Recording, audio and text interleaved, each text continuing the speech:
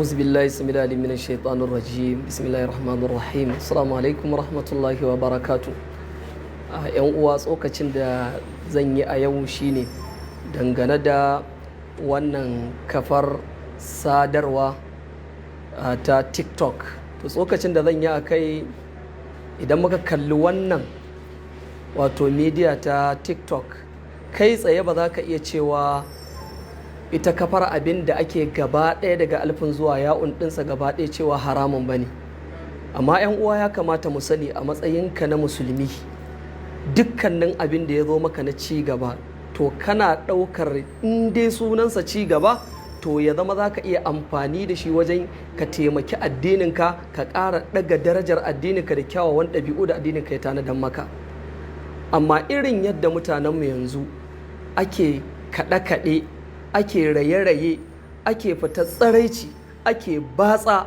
kaga mutum ya zo babu kunyar Allah, baya jin kunyar manzon Allah, baya jin kunyar iyayensa da danginsa da 'ya'yansa da sarukansa, da shi karan kansa nan gaba in an ciro masa wannan kaɗe-kaɗe da raye-rayen da ya yi, ko da kaɗe-kaɗen da raye-rayen da ta yi, yau a ce shekarunka sun ja, ka tara jikoki ga 'ya'ya, a fito da wannan bidiyon a nuna maka a TikTok ga abin da ka je kai, wanda kai kanka ya ishe ka jin kunya a duniya. Kuma wallahi dan uwa ka sani, wannan amfani da ake da wannan media ta TikTok, ake wannan barna da wannan alfasha da wannan fitsarar da rashin kunya, wallahi ina rantse muku, duk fitsara da shedancin da kika yi a TikTok da kai a TikTok, wallahi Allah ya sa mala'iku suna ɗauka. Shi yasa a cikin suratul Isra'i Allah ya gaya mana wata aya mai mutukar firgitarwa. Allah ya ce wa kullu insanin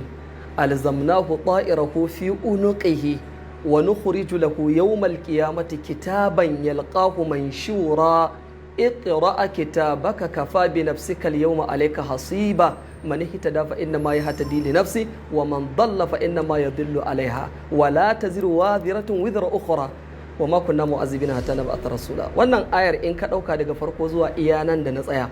abinda a dunkule suke nuna shine duk wani bil'adama in dai mutum ne kai, Allah ya ce mun sa masa da'ira fi unqihi. Da'ira din nan wani irin box ne Allah ya rataye shi wanda ba a gani a jikin wuya, kamar yadda jirgin sama. Shi sa ma wani marubuci da ya rubutu ya ce shi a tunaninsa ma baturan da ya jirgin sama a da'iran nan da Allah ya faɗa an sa wa ɗan adam, ita ya kwaikwaya ya samar da wannan abin da ya kira da black box ta jikin jirgin sama, wanda a yau in ya tafi ya faɗi accident, yana yin haɗari, abinda bature yake nema wannan black box ɗin da ya same ta a nan ne zai ga tun daga tasowar jirgin zuwa yin wato faruwar wannan matsalar, zai gani a jikin kwamfutar, wannan za ta nuna masa. To shi ma ɗan adam Allah ya aje masa wannan da'ira ɗin, wani abu ne da yake rikodin rayuwar mutum gaba ɗaya tun daga fitowarsa yana jariri,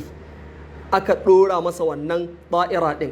tana rikodin rayuwarsa ga baki ɗayanta tun daga jinjirinsa, yadda aka raine shi, ya fara rarrafe, ya fara zama, ya fara tafiya, ya girma har ya balaga, da duk abin da kai, duk shedancin da kika hau TikTok kika yi, wallahi tallahi mala'iku sun yi rikodin ɗin wannan abin. Wa nukhriju lahu yawmal qiyamati, ran kiyama za a fito da shi, Allah ya miƙo maka, Allah ya miƙo miki, a ce ki karɓa da kanki, ki gani kuma ki karanta, a ce to kafa bi nafsika al-yawma alayka hasiba.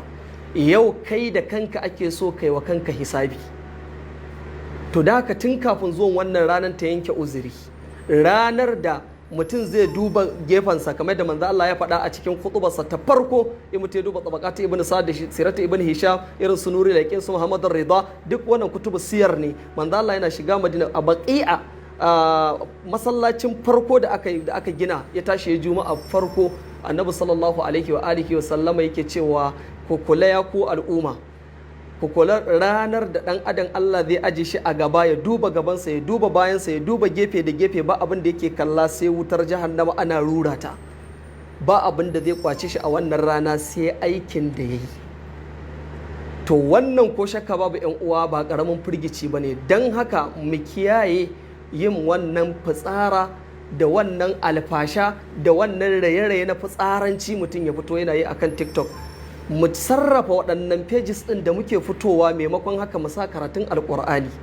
mu saka karatuttuka na azkar, mu saka kuma wato ainihin karatuttuka na hadithi ko kuma karatun fiqh ko wani abu da zai amfani rayuwar mai karar da mu a cikin addinin mu. Ko kuma kai a karan kanka me yasa ba za ka koya ba, in har wani wanda ba musulmi ba zai tsaya ya rera fitsara, ya tsaya ya tsara wani abu na fitsara ya zo ya dora, me yasa ni ba zan kulle kaina a ɗaki na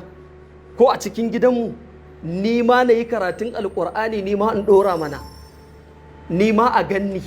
Me yasa ni ma bazan ina da wata nasiha da nake buƙatar in sanar da 'yan uwana musulmi, ni ma na buɗe bidiyo na yi mana na ce al'ummar musulmi a matsayina na ɗan uwanku musulmi ina muku nasiha akan kaza na abu na tarbiyya ko na wani kyakkyawar ɗabi'a, ko ka ɗauko wata addu'a daga manzon Allah sallallahu alaihi wasallama ka sa ka amfanar da kanka, ka amfanar da musulmi, a haka kai promoting musuluncinka